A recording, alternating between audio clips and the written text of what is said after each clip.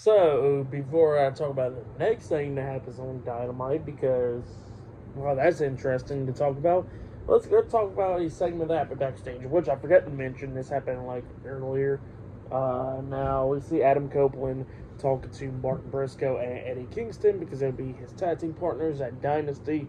And Mark Briscoe won the Ring of Honor World Heavyweight Championship from Eddie Kingston on Ring of Honor this past weekend. So, yeah, we see Adam Copeland talking to him, talking about they're all good and all that stuff, and pretty much him and Willow Nightingale has a match next week up against Brody King and Julia Hart next week on Dynamite in a mixed tag team match. So yeah, that match was then made. But then we get to the next segment where we see Renee Paquette. She is out there on the stage and she introduces the aerial assassin Will Ospreay. And Will Ospreay comes out there and he says before he starts talking about Bryan Danielson, he has to talk about something else. And yeah, he mentions about what Triple H said, and Triple H talking about the grind or something like that, and Will Ospreay was not happy about that.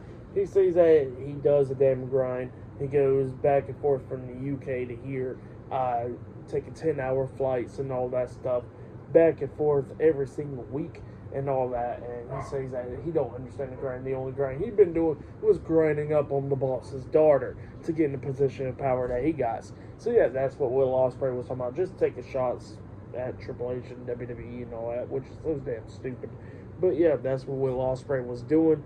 We got so many people taking shots, like, come on now, don't y'all got like anything better to talk about instead of mentioning WWE every single time? Like, what the hell? But yeah, that's what Will Ospreay was talking about. And then he